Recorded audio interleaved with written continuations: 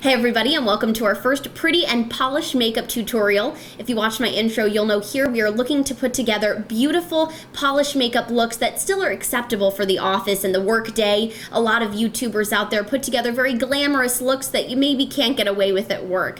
And so here we're going to be taking a look today at this simple brown eye, lip, and full face highlight and contour makeup look that you can wear to the office to really feel put together and confident every day. If you want to find out how I got this look, keep watching. Okay, so let's get started. I put my hair up here and I have cleansed and moisturized my skin. I'm going to start now with a primer, as every good makeup look should. I'm using Trust Fund Beauty Gimme Good Face right now. One of my favorites recently has been Pour No More. However, I have just run out of it and just have a little bit of this sample left from one of my Ipsy bags.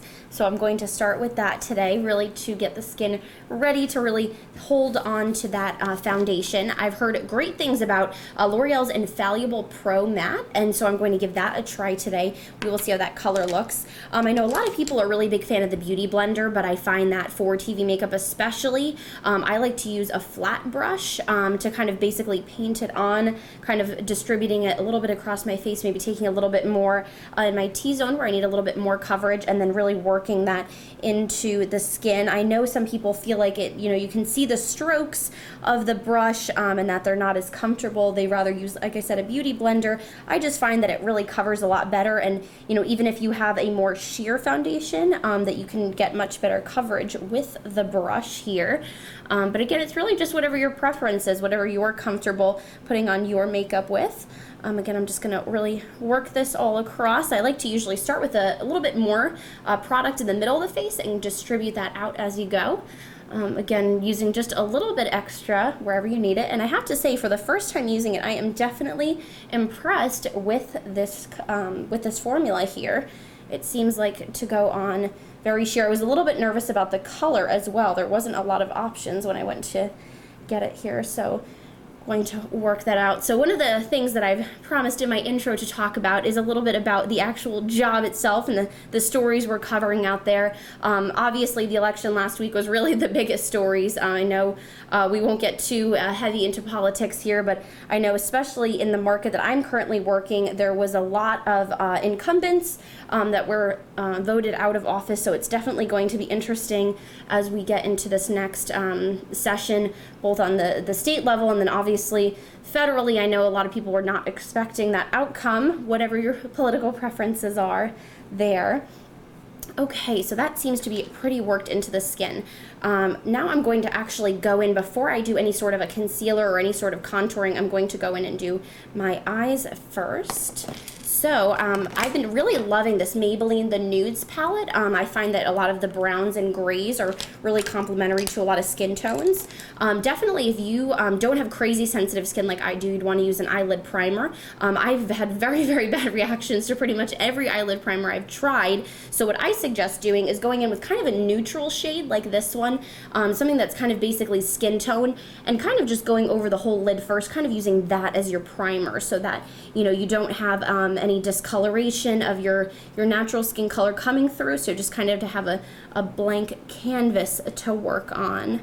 So I've used this gold here quite a lot. I'm going to just go in with this one and really cover most of the bottom lid as far as the top of the brow bone, really basically just leaving a little bit of space up here for some highlighter, but we're going to go in and put this color kind of all over the eye area here. I'm going to take a little bit of this darker shade right in here in the palette, and I'm going to just perk that into my crease, working in here as we go. Not doing anything too dark. Again, we want to be able to wear this makeup to the office. I'm going to take then the slightly darker shade of brown right below that and work that more into just the outer corner, making a little bit of a V motion or a C motion right here on the edge. Again, just working that more into the outer corner of the eye. The other thing that I have been loving to do recently, if I can find my shadow color here, is adding a little bit of a purpley or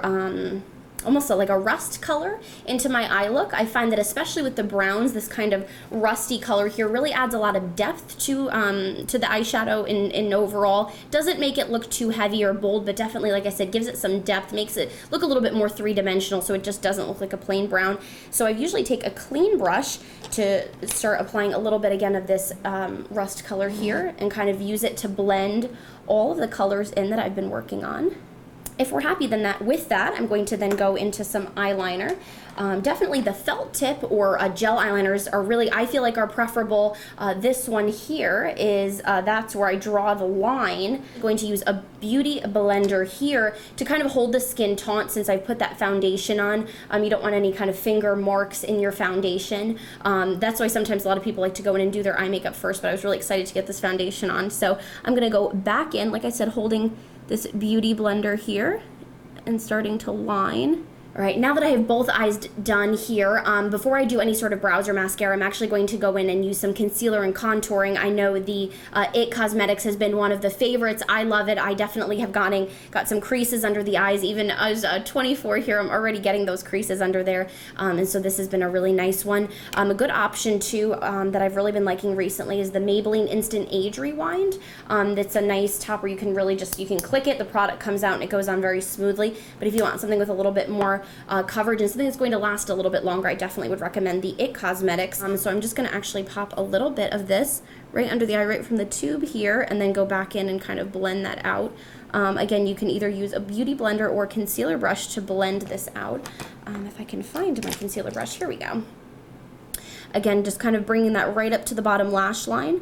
Just as I was talking about before with this Maybelline concealer, instead of bringing it all the way down and doing all my highlighting with that, I'm going to go back in with the Maybelline. So kind of keeping that that It Cosmetic concealer for just under the eyes where I have the worst creasing, really need the most full coverage. So I'm going to go in with this product here and kind of draw a little bit of a V here, as well as taking it down the front of my nose, a little bit on the chin, on the forehead here. I kind of like a little bit around the nose here and just a little bit on the chin. And then we're going to go ahead and blend that in. I'm going to now go in with some with contour. What I've been really liking is the Maybelline Fit Me.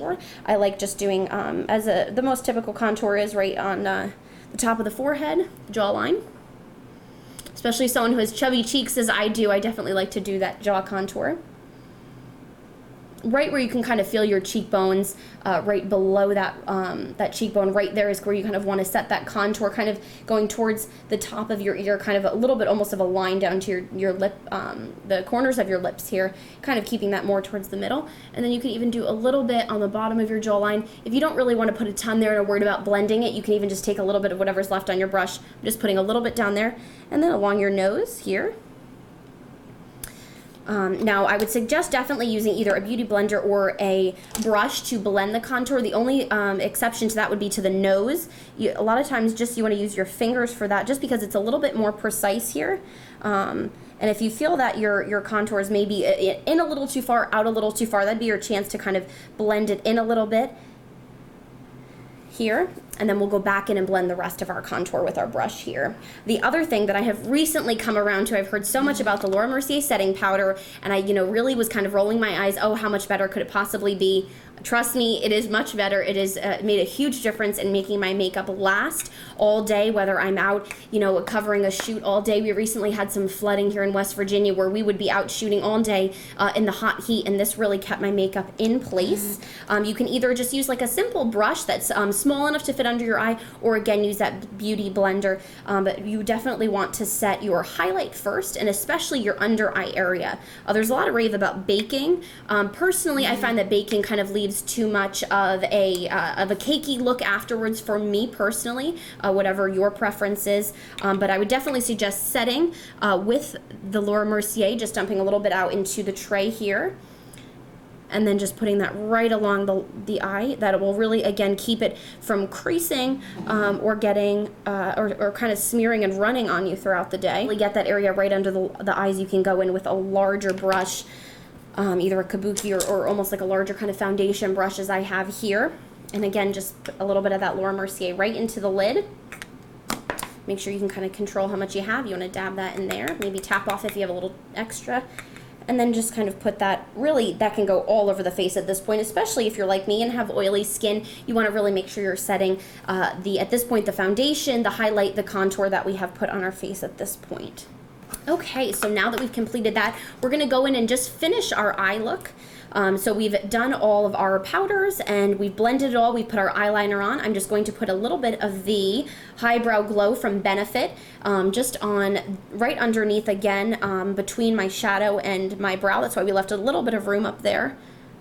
Just take this in here, work it in.